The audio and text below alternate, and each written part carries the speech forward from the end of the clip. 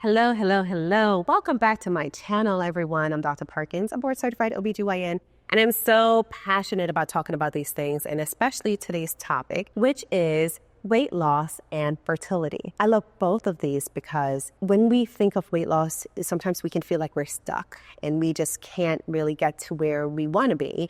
Or maybe we're rapidly losing weight and we're nervous about pregnancy. Or maybe we are trying to be fertile. We're trying to increase the likelihood of pregnancy. And you're just wondering, how could weight play a part with this? And so we're going to talk about all of that today. So by the end of this video, you'll know how weight affects your hormones, how it affects ovulation, and definitely how it affects egg quality. All of these are super important for us being fertile.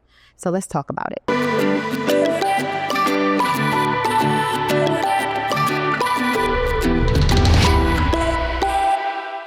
So what's the science behind weight and fertility? The first important thing that I want you to know and take away from this video is that weight, really, when we think of weight, we're thinking about our body mass, right? Or body mass index is a test or a calculation that can be done to give us an idea of whether or not our weight is in the right range for our bodies individually, right? But that's just weight in general. When we're thinking about fertility, we're thinking about fat cells. And the reason why we want to kind of zero in on fat cells is because fat cells produce hormones. So think about this.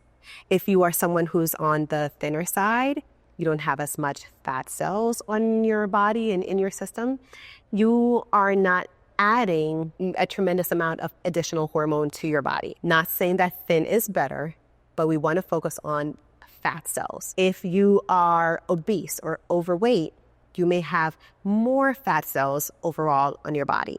And so when you think of hormones and the hormones that impact your fertility the most, we're thinking about estrogens, progesterones, we're thinking about testosterone. We're thinking about other hormones like insulin and cortisol, because all of these hormones will impact ovulation altogether. However, when we're thinking about fertility and the effects of estrogens on fertility, it is really truly linked to how many fat cells you have. Now, this is not something that we can, do a scan and say, hey, give me an exact number of how many fat cells I have. There is no such thing. What we know based on science and everything that we've studied for many, many hundreds of years, we know that fat cells, and the more that you have, may impact your fertility by having and producing much more estrogens than your ovaries would and your other organs. So think of this as additional estrogens that are being pumped into your system and will impact how your body works because it will add to the overall estrogen count. In general, as females, having a ton of estrogen is not helpful. It is more hurtful, if anything. The greatest impact of estrogens on our system is that if our system is in an estrogen dominant state, it will shut down ovulation. Ovulation is important because while we're born with all the eggs we'll ever have in our lifetime, your body each month will mature and grab essentially one of those eggs that you were born with, allow it to grow to a place where, or to a level in which it's ready and matured in order to be released into your system for possible fertilization. Now, ovulation is extremely important to have pregnancy. If we're not ovulating, we cannot get pregnant. In menopause, when you have no eggs left, you cannot get pregnant because there are no eggs to ovulate. If you are pre-puberty, when your ovaries are not getting the hormonal signals that it needs to start waking up your eggs and maturing them, you cannot get pregnant. But once you're in a reproductive age range and you're not on medications to prevent you from ovulating, we know that one time in each menstrual cycle, one day in each menstrual cycle, you're able to get pregnant when you release that egg. If your system is overwhelmed with a lot of estrogens because extra is being pumped in by fat cells, ovulation will not happen. And oftentimes, this can lead to conditions like PCOS, polycystic ovarian syndrome. If you've heard of this before, those with PCOS struggle sometimes to get pregnant because their ovaries are not regularly releasing and maturing eggs. And so if you have PCOS, we know it is difficult. We know that it is emotionally draining. We know that it can sometimes be frustrating when you're just not able to release an egg and you're paying for a ton of support to help to get pregnant. I understand. I get you. And what I would say is that during my 12 plus years of doing this and being a female myself and experiencing some of these changes and symptoms that can happen when you're hormonally imbalanced, one thing that I do know is that weight loss can for sure increase the likelihood of ovulating regularly at that, and increasing the chances of fertility happening. What we've seen is even a modest decrease in your weight or fat cells, I will say, a small decrease of even 5%. Sometimes that's all that your body needs to wake up your ovulation and to allow your ovaries to release eggs. Now, 5% might sound like a lot to you, right? So let's think about the actual numbers here. If you are 100 pounds, 5% would be 5 pounds. If you are 200 pounds, 5% would be 10 pounds.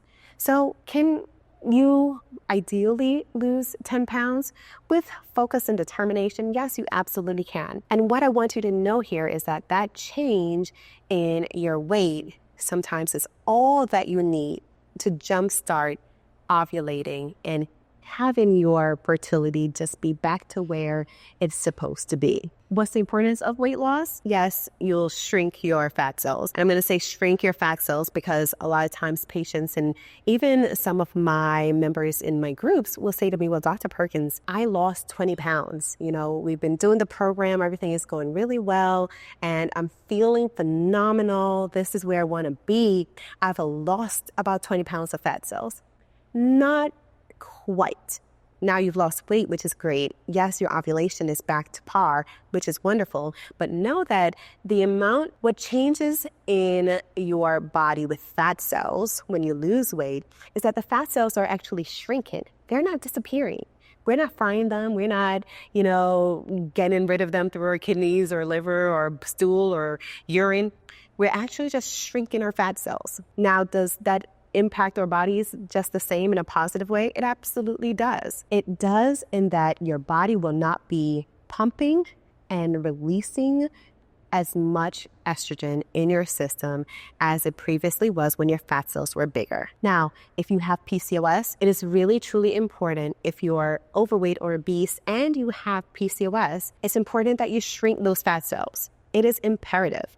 It helps not only with the amount of estrogens that you have in your system overall, but it also helps with insulin resistance and improving your body's ability to process sugars and carbohydrates well. If you have PCOS, you know that this is a key problem or challenge that you have with this condition. So shrinking those fat cells will help in that way as well. Weight loss may also improve your egg quality. And of course, I'm sure you're sitting on the other side and thinking, well, I want better quality eggs. You absolutely do.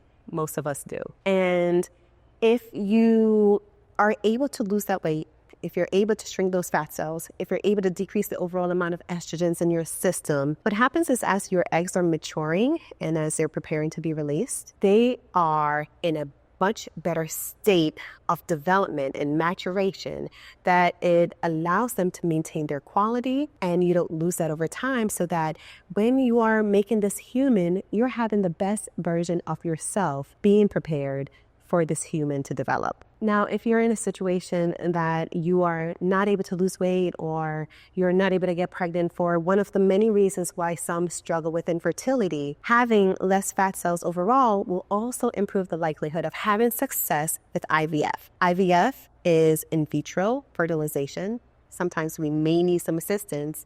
And considering that these types of treatment that can be offered to us by REI services or reproductive endocrinology physicians, this is really costly.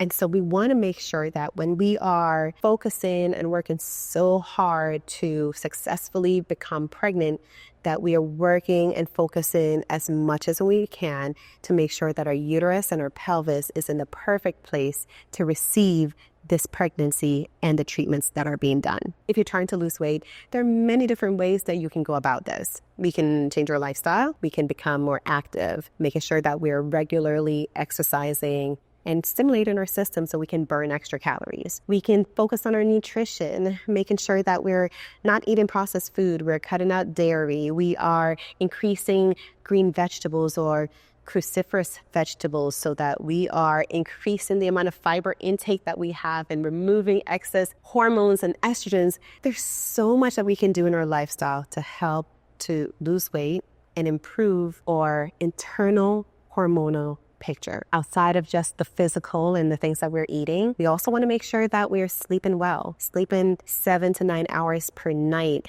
as females in our reproductive years. We want to make sure that we're getting quality sleep at that. So if you're having trouble, sometimes we may need to reach out to other specialists to kind of help us with that. If you are under chronic stress, I can't tell you enough how stress influences how your body works. Stress releases cortisol.